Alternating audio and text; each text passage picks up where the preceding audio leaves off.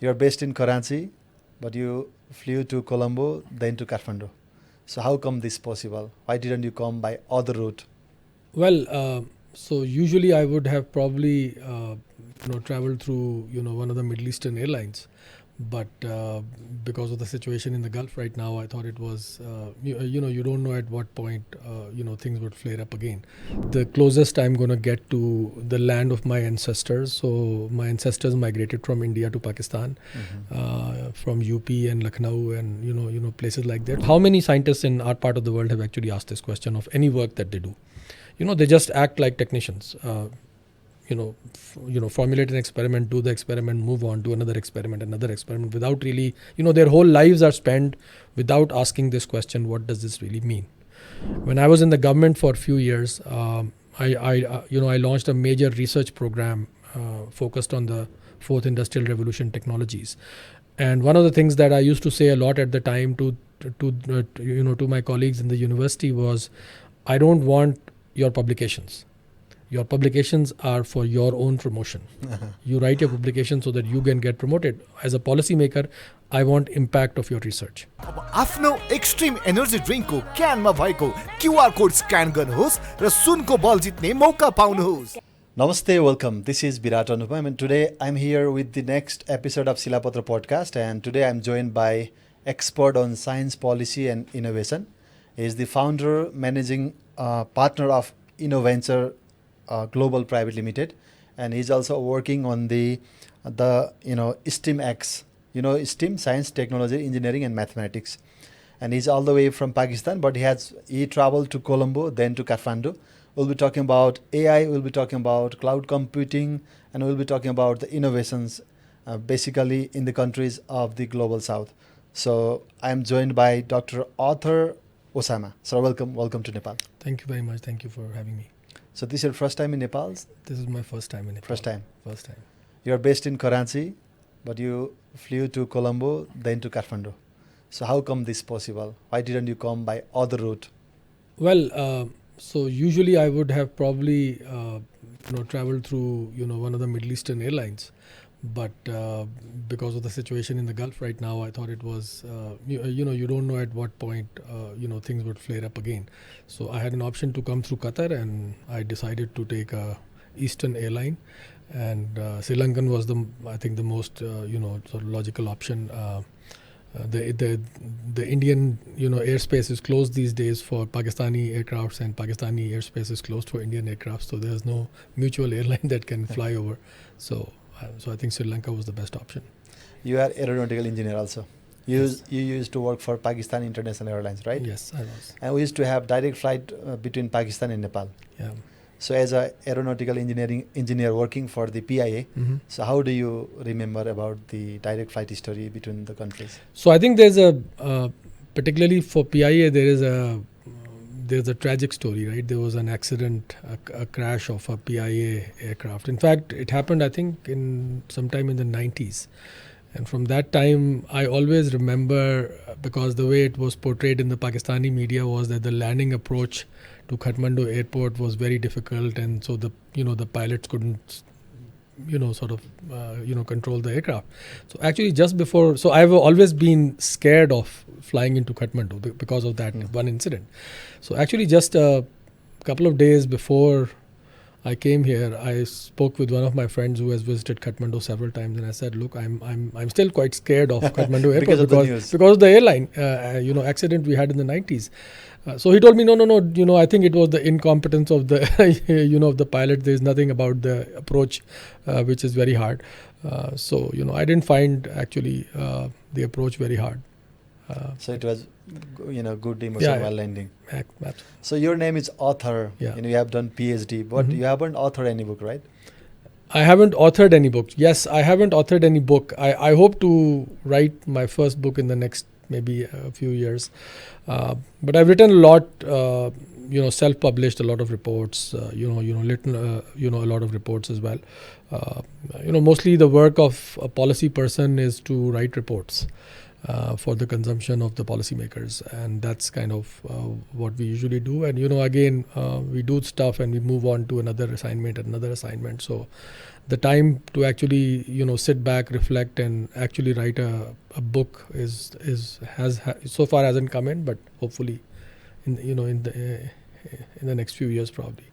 So you came to Kathmandu just a week ago, in 6 days ago. Yeah. In your LinkedIn profile, you wrote that in Kathmandu for next few days, meeting educators, entrepreneurs, and friends. Mm-hmm. So how is the meeting going on?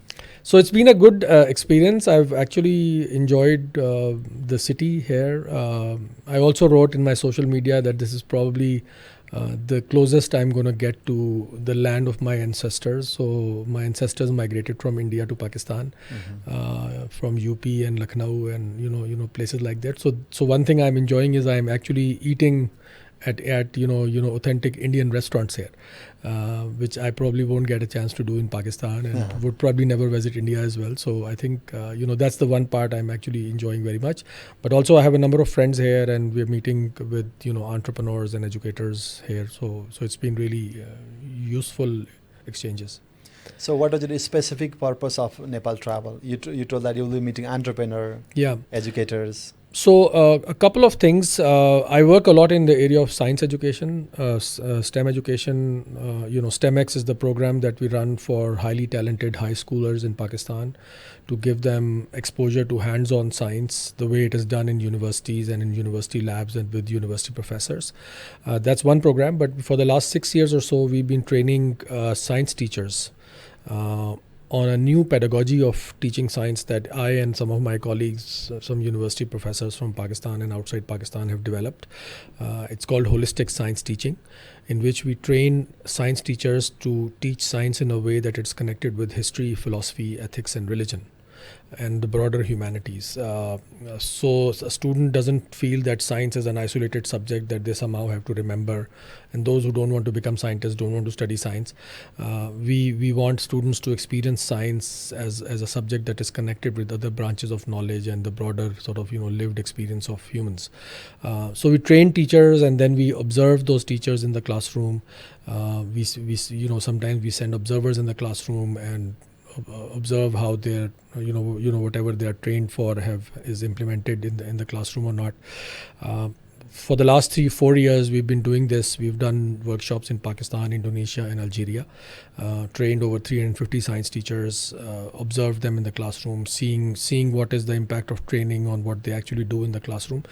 And over the last about year or so, while we have been doing this, we also became aware of the fact that obviously you can do this kind of training in person in a university. You can bring some teachers into a university and do a 4-day workshop and stuff.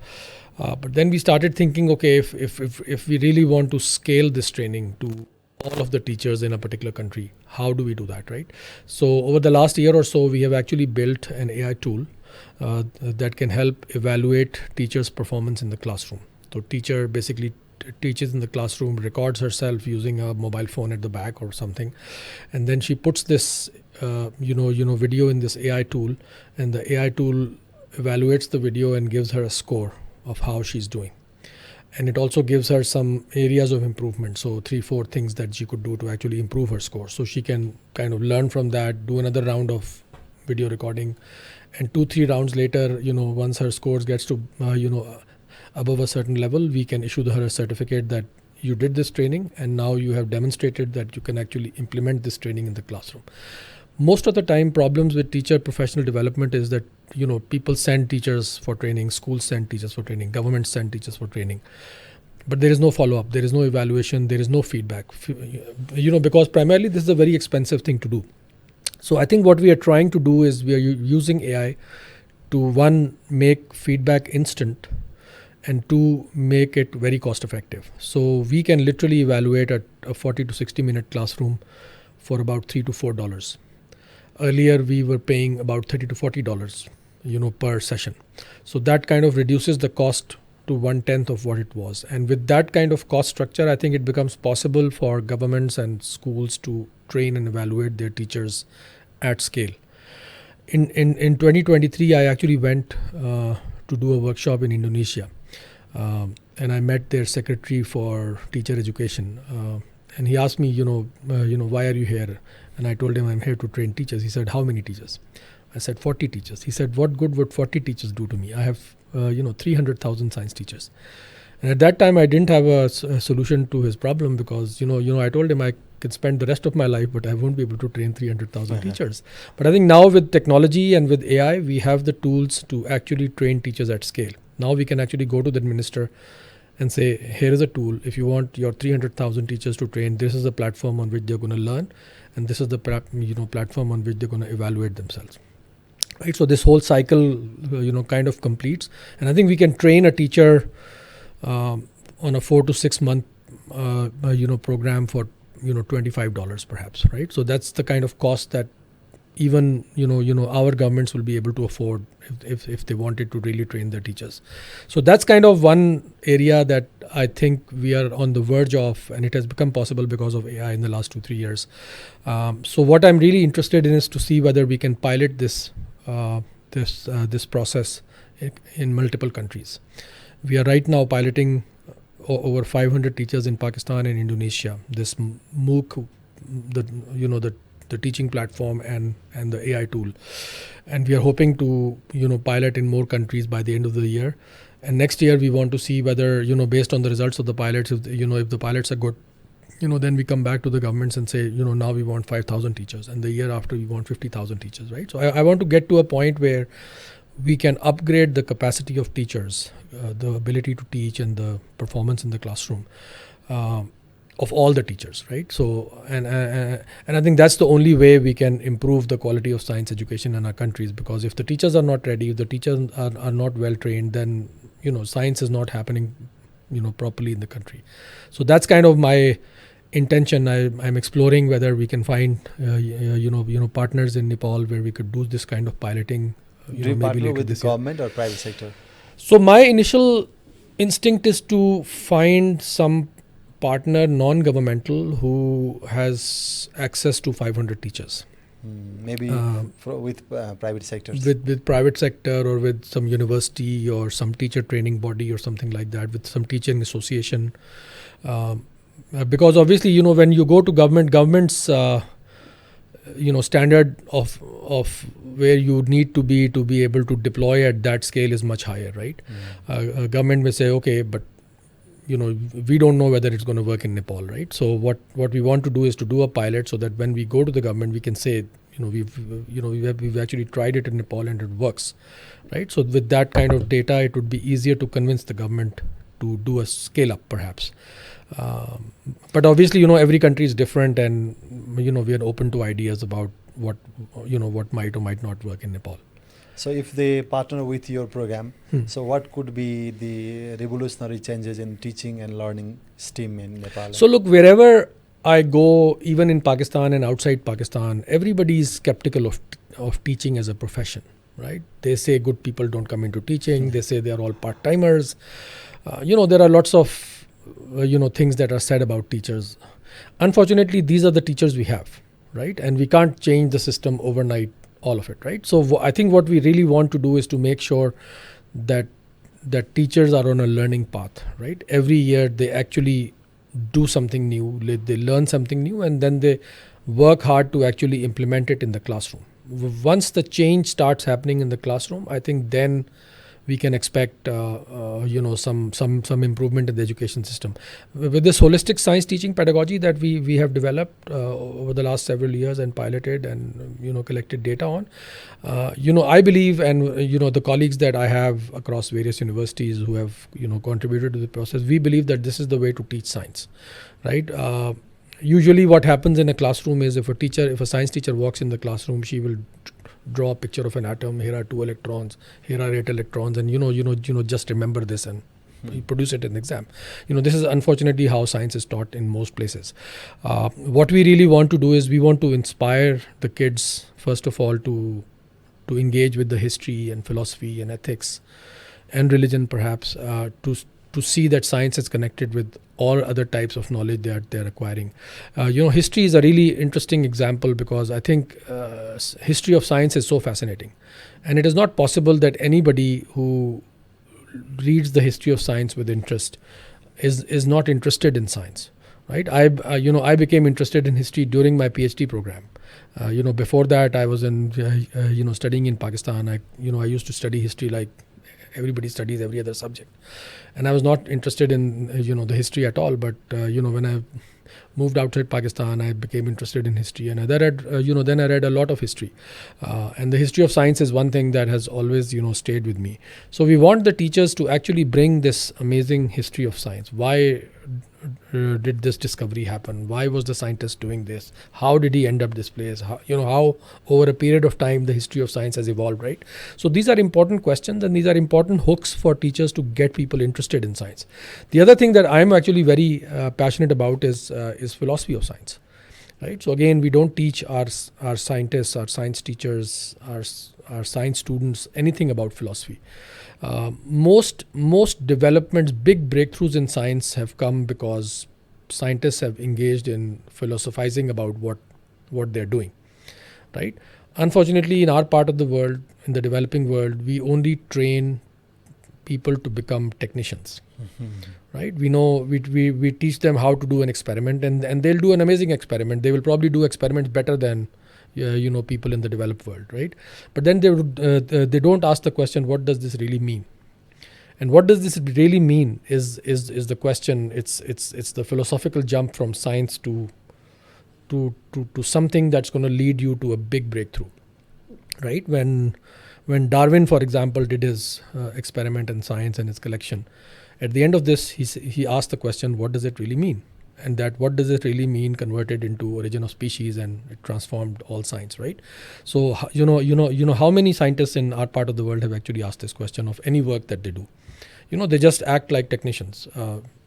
Formulate an experiment, do the experiment, move on, do another experiment, without really, their whole lives are spent without asking this question, what does this really mean? And what does this really mean is where we need to train our students, our young students, to really begin to ask these questions. Because if we are going to produce a great scientist in our part of the world, it will only happen if people are trained to ask these kinds of philosophical questions. So that's the kind of change we want in our society, right? We want students to not study science because the teacher tells them to study science, or because they just have to study science, but they're not interested in science.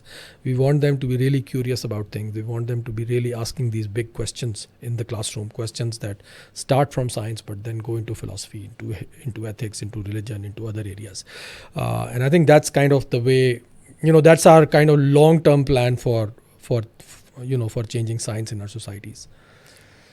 You are the global citizen. You did your PhD from United States on science policy and innovation, and you work for the British company, leading the Middle East and Asia, and you are the one of the young leaders, picked by the World Economic Forum.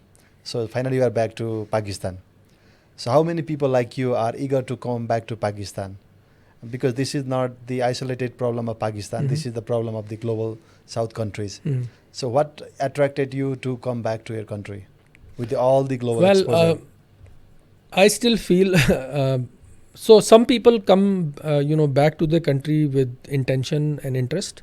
Some people accidentally end up, back in the country. I kind of, in a way, accidentally ended up, but then obviously there is just so much to do in Pakistan that I'm still busy, and I'm still doing a lot of work, and it's still not finished, and obviously it will probably never be finished. I think this brain drain, the idea of brain drain that we have is something that unfortunately for our part of the world is an important feature of the demography, right? I always, sometimes say that, we are like a transitory state where everybody that we work with is trying to move out, right? We work with a lot of young kids, through our STEM program, very, very talented kids. And right now we have, many kids in some of the leading universities across the world. We train them, we actually groom them to do cutting edge science. And then we have to think about the fact, okay, if you've trained somebody to do cutting edge science, where will he do cutting edge science? He would probably have to go abroad and do that science there. I always tell them, don't forget your country. Your country has made you what you are.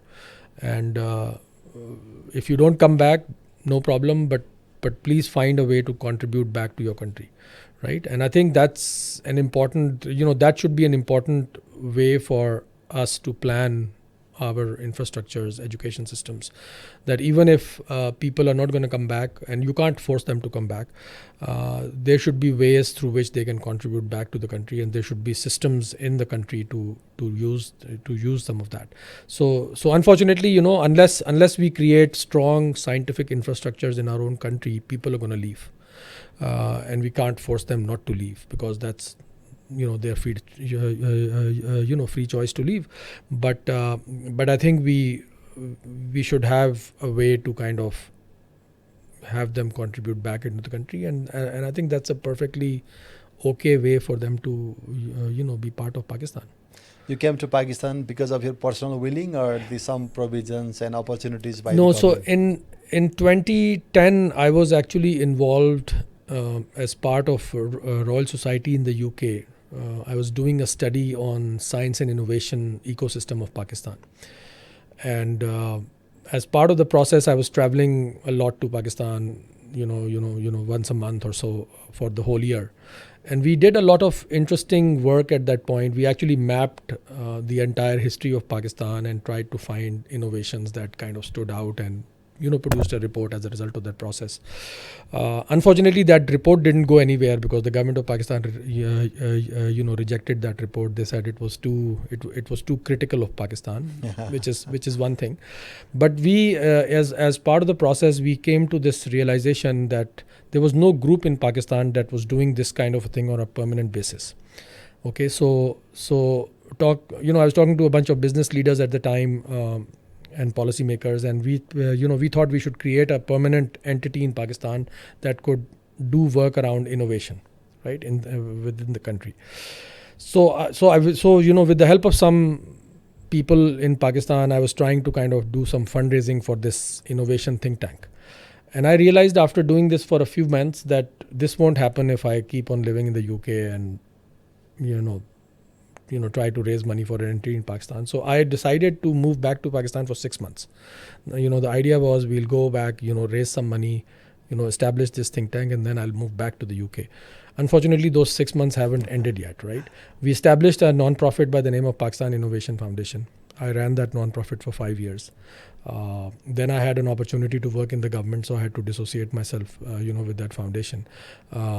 But I think the work that we started is still ongoing in various ways, through the STEM program, through this science teacher training program, through entrepreneurship programs, and a lot of other things that we do. So unfortunately, Pakistan has this way. If you're back, it kind of sucks you into the system and gets you to sort of work much harder than you thought you would have to work.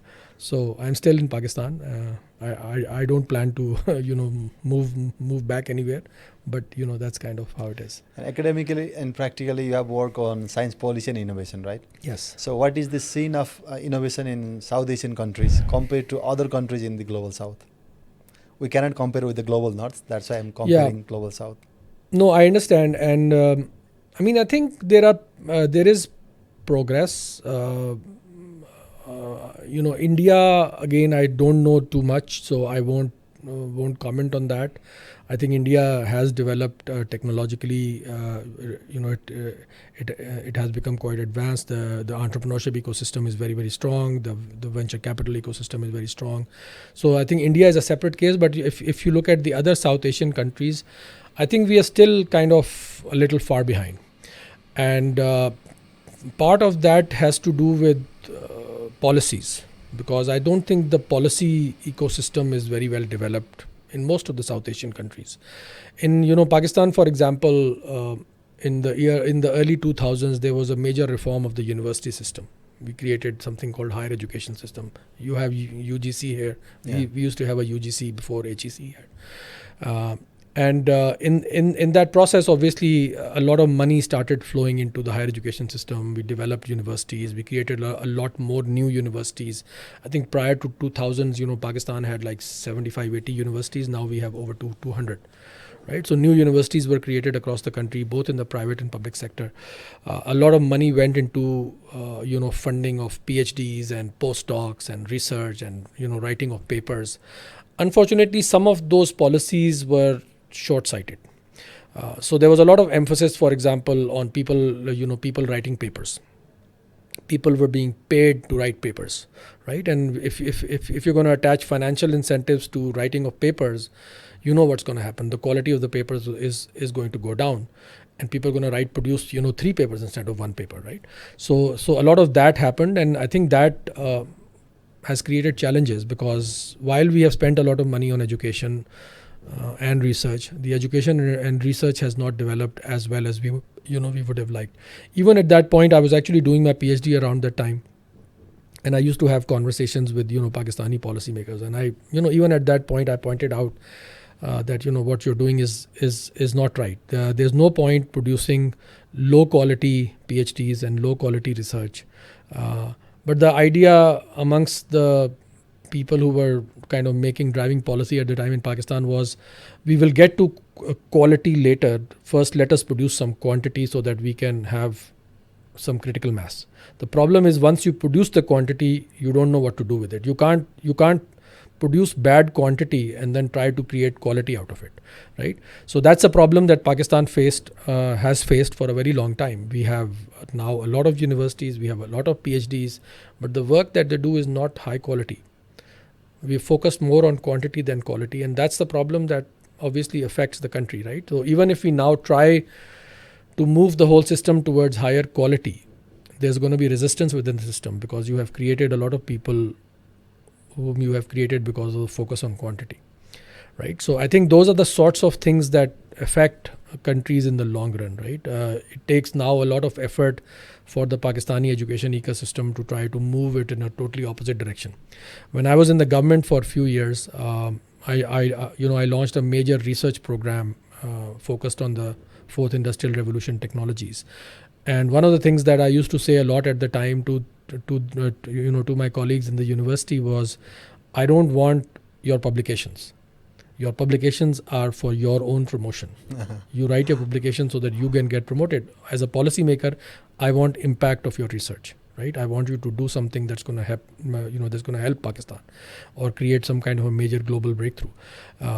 And for a lot of them, they had not heard this before. So a lot of people used to come to me and basically say, what are you talking about? We've been asked to write papers, and we write papers, right? And I said, no, I don't need your papers anymore. I want impact. So even that change took a lot of time and convincing. The thing is, if you put money behind the right thing, ultimately people come around. And I saw within the span of even 2 years, when we established these national centers for AI and big data and cloud computing and cybersecurity, that people did come around to our way of thinking about problems, right? But 2 years is not a big amount of time for this kind of system change to happen. I think you need probably 10 years of persuasion for people to really sort of focus on the right things. So I think those are the kinds of challenges that I see everywhere. Recently you talk about innovation, and recently Nepal has established one ministry, and that is named after innovation. Okay. Ministry of Science, Technology and Innovation.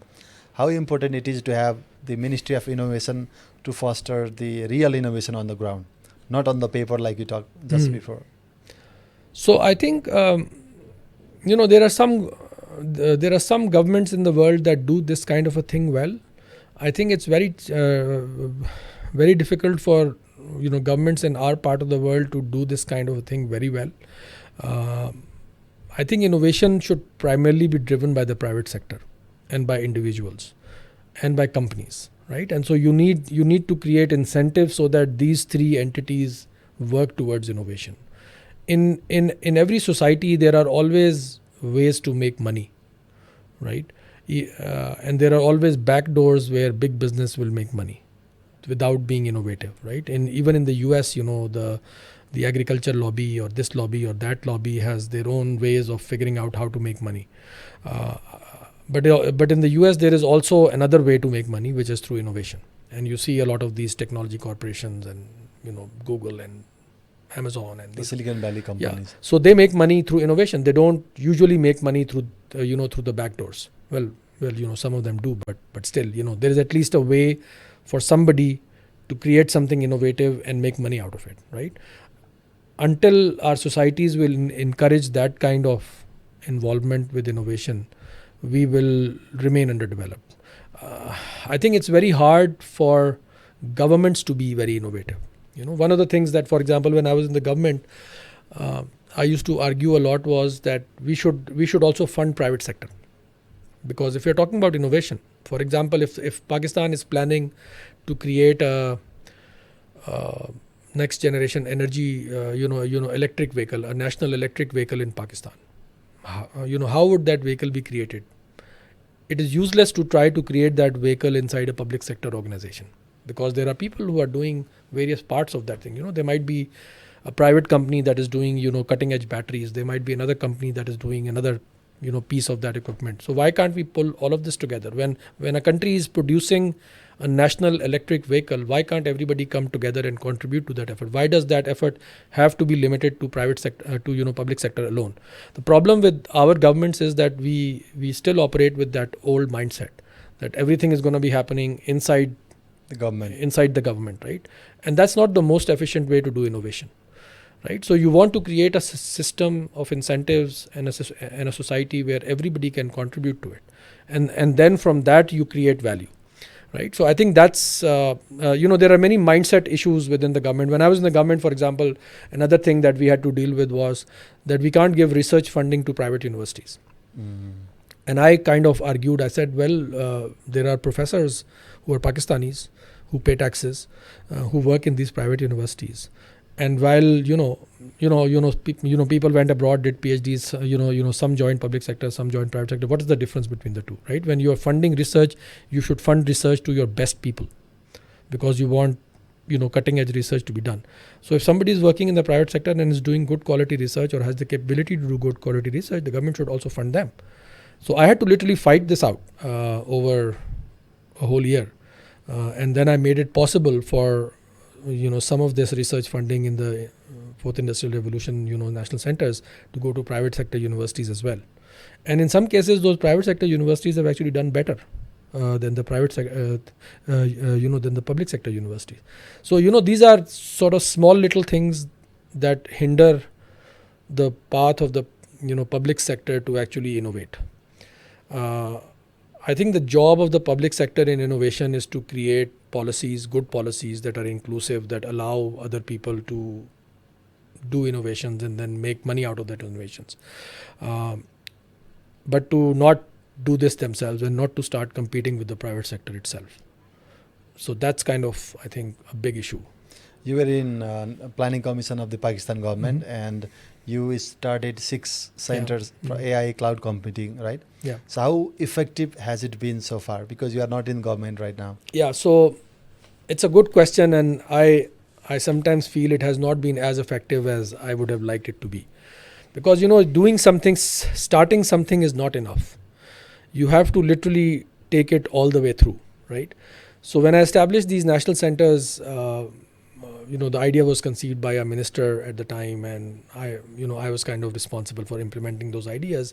One of the things that we did was we actually, instead of giving money to one university to set up a national center, we said, okay, these national centers would be umbrella bodies, and the labs would come from where, whoever is doing good work, right? So instead of us giving $1 billion to one university and say create a national center from scratch and then start hiring people from other universities, we said, okay, if you do work in AI, for example, come and pitch to us. We actually made researchers, PhDs actually pitch to us like founders and entrepreneurs. So they would do a 3-minute pitch to us and say, here is the problem I'm trying to solve. This is why this is an important problem to solve. And this is why we are the best people in the country to solve the problem. So we had 250 research groups actually pitch to us about whatever they were doing in the area of AI and robotics and big data and cybersecurity and cloud computing and stuff. So from those 250 groups, we shortlisted 100. And out of those 100, we asked them to make more detailed presentations on, what is their research plan, how much budget do they need, what is their plan going forward, etc. So another round of pitching, and then we came down to 55. So we funded those 55 groups as part of these 5-6 national centers. Now it's been 8-9 years. One of my barometer for success for these labs, constituent labs of these national centers, was that they should become financially independent. So I don't want to continue funding you for the rest of your life. I will fund you for 5 years. In those 5 years, if you do good quality research, you should be able to get research grants and other kind of money, so your lab remains sustainable, right? I don't want after 5 years you have to sort of fire everybody because you don't have money anymore. So if you're a good competitive researcher, you should be able to raise enough money on a yearly basis that you should be able to keep your life working. And to me, that's a perfect way to sustain this process and to declare that the lab is successful. I think on that measure, probably 25-30% of the labs have become sustainable. There were other measures obviously as well. We also asked them to solve a problem. For a lot of these labs, we actually identified a local partner who could either use the technology or commercialize the technology. I think a lot of these things have happened. When I talk to people, they tell me that at least some of the labs have done fantastically well. If you measure from that account, there is one particular lab in Pakistan which claims that it has saved the government $1 billion. If one lab has saved the government $1 billion, then my 60-70 million dollars worth of investment has been paid 20 times, right? So there are various ways to look at this problem. I don't have a clear answer to how many are successful, but I still keep myself very. I have a very strict standard of what success means, and so I think 20-25% labs are successful. So in 2000, British mathematician Clive Humby said that the data is the new oil. Mm-hmm. So the countries like Pakistan, Nepal, are they benefiting from this new oil reserve? Not really. I think unfortunately our infrastructure is not there yet where we can create. We create a lot of data, but we don't create it in a way that it is usable. And Pakistan still doesn't have a world-class data center, for example. When I was actually in the government, I ran a process to promote open data architecture in Pakistan. Right? We ran a small process over several months where we basically talk to the various ministries and say, what data do you have? What part of this data can you make publicly available in an anonymized form so people can use it, right? I sat through long meetings trying to talk to the ministries. Obviously, ministries produce a lot of data. Private sector also produces a lot of data, but at least the ministries have the first obligation to put that data out because it is produced with with the taxpayers' money. So at the end of the day, the ministries were very hesitant to share data with other ministries even, right? We didn't have a data center. So I actually said to the ministries, I said, well, I want to put all of this data in NADRA, which is our National Database Registration Authority, the entity that issues ID cards and sort of passports. So I said, they have the systems. You can just share all your data. We'll house the data in NADRA. They said, no, we don't want to share data with Ministry of Interior. We will share data with you, but we won't share the data with another ministry. So obviously, as Planning Commission, I don't have the infrastructure to host all this data and use make this data available for use elsewhere. I think NADRA had the infrastructure. They could, if they wanted to, they could have done it. Why they fear to share data with the ministry? Data is also power, right? If you share your data with other people, you kind of lose the power to use it, sometimes in the wrong way, sometimes in the right way. So,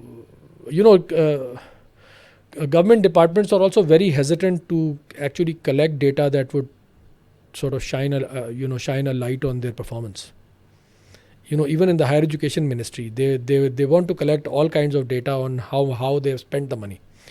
They don't want to collect the data on what the performance of that spend is, right? So they don't want to collect data on whether for the PhD program they actually send people to better universities every year or not, whether they enhance the quality of the PhD program every year or not. They don't want to collect data on those things, because that obviously, once the data is collected, it becomes very powerful. Somebody somewhere will find that data and they'll hold you to account, right?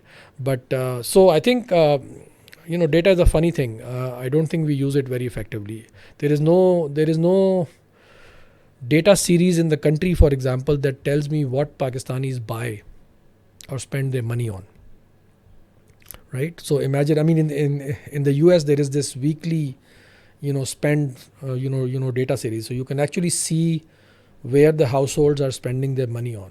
When a recession starts, where the money moves from education to this, or from this to education, or from entertainment to this, right? If you have that kind of data on your country's households, you can actually plan to do businesses better. Right? In Pakistan, there is no such data. Maybe with some FMCG countries, companies, there is some data like that. But in the public domain, that data doesn't exist.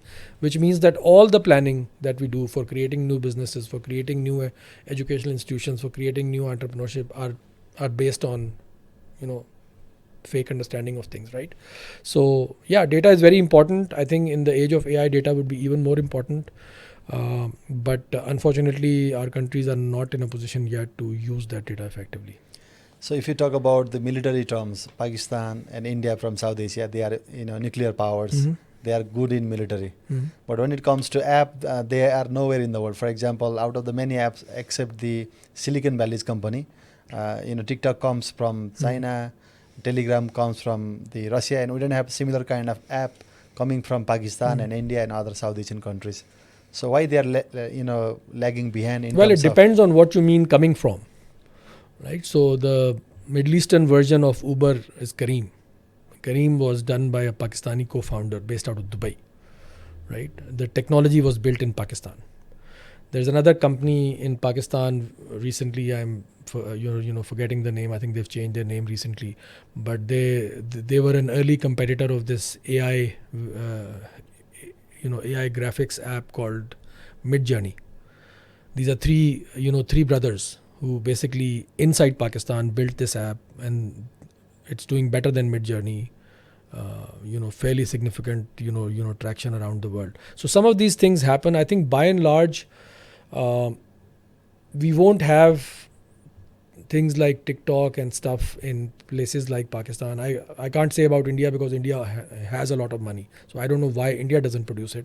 Primarily because I think Indian IT industry is mostly focused on outsourcing and services, providing back-end services, right? They're not focused on products, building sort of global products. In Pakistan and I think places like Nepal, you won't get $100 million company until you at least put $10 million into the company. Now, where would those $10 million come from in a place like Pakistan and Nepal, right? So you can't build $1 billion company unless you have spent $100 million in building that company. You can't build a $10 billion company unless you have spent $1 billion into that. So there's a mathematics involved here, right? You can't build companies out of nowhere. Sometimes it might happen. For example, the example of WhatsApp is where a very small team, 50 people, created something which is huge now, right? But in most cases, building a big company or a big app or a big something requires you to invest some money into it. Now, until that money is available in the ecosystem, you will not get those things. The other problem is, again, I think the cost of doing business and entrepreneurship is also very high in our part of the world. So again, it's very hard to see a Pakistani Microsoft or a Pakistani TikTok or a Pakistani Google, just because those people who can build those kinds of things will find it easy to build it somewhere else. So once you make your country easier to build things, then you might start seeing some of these things happening in your country. So in the age of data, AI, and the digital domain, the cybersecurity is very important, right? So how capable are countries like Pakistan, Nepal, and other global South countries to have this capacity on the cybersecurity? I mean, I would say we don't have a lot of systematic capability. I think our people are talented, they can do this kind of stuff. I think we need to literally create equivalent of armies in the area of cybersecurity, because if tomorrow's wars are going to be fought in the cyberspace, then you need like battalions or corps or brigades in the area of cybersecurity, and that's something I don't think we have done so far very well. There are efforts to try to do it. Again, cybersecurity is, again, with all things, it is difficult for government entities to come together, work together, these kinds. I mean, we've had a long debate over the last many years on who's going to lead cybersecurity, right? Is the intelligence agency going to lead cybersecurity, or is the Ministry of IT lead cybersecurity, or the Ministry of Interior lead cybersecurity? They're all contenders who are kind of fighting with each other over this turf, which is a very important turf, and we need to figure this out very quickly, because if when the cyber war happens and we are not ready for it, then it's not right. So yeah, I mean, a lot of times in countries like ours, there's a lot of infighting and turf wars amongst ministries, which is a real, problematic thing. And I think that's something we have to kind of try to figure out how to do better. So you work in government and you are now as a private citizen. Mm-hmm. So what is Pakistan doing to be future ready for the cybersecurity, AI and the things like that? I think that's an interesting question. There is a lot of talk from the government on AI. I still don't see action. I don't see systematic action. I think AI is something that we have to really prepare very hard for. We have to literally train tens of millions of people to use AI effectively in their jobs. Countries like Pakistan and Nepal and Bangladesh and stuff, we usually produce knowledge workers that operate at the low level of knowledge work. Right? We don't produce very high level knowledge workers. Most of our people are kind of middle level knowledge workers, and those middle tier knowledge jobs are gone, up to grabs. People are designing logos or writing content or social media or blogs or this or that. These are all jobs that now can be very easily done with AI. So we have to train our people who were doing these jobs before to use AI to do them more effectively. Maybe 3 to 5 times more, efficient and more productive than they were before. That is the only way we are going to retain these jobs. Otherwise we're going to lose these jobs very, very quickly. I've been following AI for a while now, and I was very skeptical in the beginning. The initial results in AI were not very good. Then came a time when I started seeing that AI was able to do the job of an employee. If I have an employee who only works in research, his or her job is totally automatable now. But it was still not doing the kind of work that I do, right? So I could see, okay, my employees level work AI can do, but I have to take all of that and bring it to my level, and that's the level of job that AI cannot do. Now for the last 3 months, AI is actually doing the job that I do as well, right? So unless it has made me more productive for now, but it's also possible at some point it will replace me as well, right? I think we have to be very thoughtful and strategic about AI. So one of the things that we also do in Pakistan is we try to train school teachers on how to use AI in the classroom and how to navigate this new world of learning where AI is going to be an important part. We've trained over 1,500 teachers over the last 2-3 years. It's not yet clear what the impact on AI is going to be. I think now some of these studies, early studies, are beginning to come out, and they're not actually very good. I still think that a lot of us are trying to use AI wrongly when it comes to education. We are trying to fit our 20th century education model into AI and trying to do what we used to do before, right? I don't think that's where the real impact is going to come from. I think the real impact is going to come from when we will change the way we learn. So one of the things that where I think AI would have the most impact is personalized learning, where a student can sit in front of a AI and ask it questions that he or she cannot ask a teacher. So go learn on your own and then come and talk to me. that's the kind of learning where AI would be most effective, right? Instead of, doing an assignment or, producing an assignment using AI, the student actually uses AI as a substitute teacher and learns something from that process, and then comes and synthesizes this in a classroom. That's the kind of tool that wasn't available up till now. We used to talk about flipped classrooms and this and that, but the tools were not available. Now the tools are available, and now I think it's the task of the teachers to kind of really figure it out, how to use this effectively in a manner that they can actually flip the classroom, right? I think that's where this personalized learning, self-paced learning is where AI is going to be most effective. The problem is our students are not yet ready. Our teachers are not yet ready. We have, for many, many, many years, we have propagated this notion of learning where a teacher stands in the classroom and delivers a lecture, and students are force-fed things, right? They are not learning on their own initiative. Maybe the next generation, people, kids who are now, very, very young and are beginning to sort of grow with AI might, when they reach school, they will be learning differently. But for now, we have a transitory period, at least the next, 10 years, where our kids are not ready to learn the way AI is ready to teach. And that's going to lead to problems.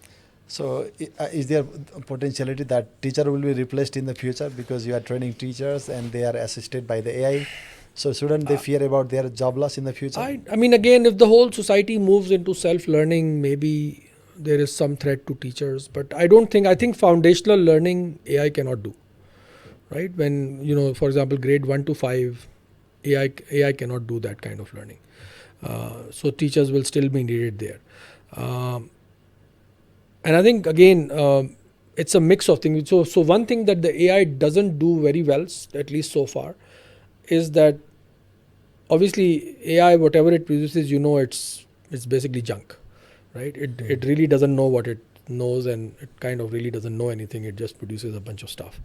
There is still value of prior knowledge, and that's kind of really what the teacher brings to the table. So when I am working with AI, for example, and I ask AI to do a task, because I've spent 25, 30 years in this field that I work in, when AI produces the task, I can exactly look at the task and know where AI has gone wrong and where it has gone right? So that's the job that I think the teachers can perform in the area of education, where they exactly know where AI is going to go wrong and where it's going to go right, and help students understand those things. So the prior knowledge will remain valuable, and that's kind of where the teachers also become very useful, because they are people who have that prior knowledge, right? Young students don't have prior knowledge. If they want, if they ask AI to produce an essay and the AI produces an essay, they won't even know what's wrong with that essay. But the teacher knows, and that's where the teacher can be really an important guide. What happens with education 20 years from now, frankly, I don't know, right? So even AI doesn't know. Even AI doesn't know anything. So I think that's an area that we just have to deal with as it comes along. So looking at the current pace of the AI advancement, so what are the strategies that every job holder should do to retain their job? You should learn to see how AI can help you do your job better, right? And I think, everybody can be sort of 3 to 5 times more productive with AI, for sure. A lot of people. Right. Even I can now do things in 2 hours that I used to do in 2 weeks. Some of the things. Again, it also requires you to understand what kind of things you can do using AI better and what kind of things you can't do using AI better. So that's also part of the background knowledge that I'm developing right now. And the same will have to be developed in, sort of every field. But not every field and not every kind of task is also there where AI can actually help, right? There is actually now research coming out of Harvard University where they say that you take very similar sorts of 2 tasks and you give part of the task to AI. In one of the tasks, AI enhances productivity and quality significantly. In the other very similar task, AI doesn't lead to any enhancement productivity. So the idea is that in some sorts of tasks, which we sometimes understand, sometimes we don't understand, AI can lead to improvements, and in similar sorts of tasks, apparently similar sorts of tasks, sometimes AI will not lead to improvement. So for employees and employers, it's really important to understand what kind of tasks where AI could lead to improvement and what kind of tasks where AI does not lead to. Because if you try to do those tasks where AI does not lead to improvement, using AI, you're gonna get into bad results, right? So I think there's a lot of learning that needs to happen around this area. We are very new in this revolution. 2-3 years ago, when this whole thing started, it was the first time I actually felt. The last big revolution that happened was internet, and I was 25 years old at the time, right? And I wasn't old enough to really understand the implications. We started using it, but we didn't really understand the implications of the revolution. So this time, I actually felt that even in the developing world, we were at the same point where the rest of the world were. Right? Building technology is one thing, and we obviously lag behind in building technology. But using AI in education, for example, or healthcare or some other area, we were almost at the same level where the rest of the world was. So there was an opportunity for us to really, grab this opportunity by the horns and take it forward. Unfortunately, things move very slowly in our part of the world, so we are still kind of left behind, but we are not that far behind. Right? There's still opportunity to learn. It's a new revolution, new knowledge is coming out, new research is coming out. You learn from that and you build upon it and you train your people accordingly. We literally have to train hundreds of thousands of people, perhaps millions or tens of millions of people in Pakistan and Bangladesh and Nepal and elsewhere to get them to use AI more effectively. And I think that would enhance the productivity of My the last society. questions. Yeah. So if you talk about the regional collaborations, so can countries like Pakistan, Nepal, Bangladesh collaborate on AI and innovation? Definitely. Yeah, I mean, I think definitely countries like Pakistan, Bangladesh, Nepal can collaborate. I think Pakistan and India cannot collaborate with each other You guys have problem. because of issues. Even the World Bank has now thrown us into the MENA region rather than the South Asia region. MENA means which region? MENA is the Middle East and Middle East and Africa. North Africa. Yeah. So unfortunately, collaboration between Pakistan and India is not possible, but other countries, I think, is very, very possible. We are at the similar levels of development. We have similar problems, and in some country might do better, and we can learn from them. And another country, might be able to do something better, and we can certainly learn from that as well. So anything I didn't ask, but you want to share during your journey in Nepal, because you are flying tomorrow to Colombo? Then I'm flying tomorrow. No, I really liked Nepal. I think I enjoyed the city as well, and I hope to come back again and hopefully do some work here. Help train some science teachers. I would love for all of us to sort of come together and for me, science and science education is a very important thing. I think AI is also a very important thing. But there's just so many opportunities to collaborate with each other and work together. thank you, sir. Thank you very much. Thank you for Okay, that's all for now. Stay tuned, stay connected. I'll come up with next guest for the Shilapatra podcast. Shilapatra.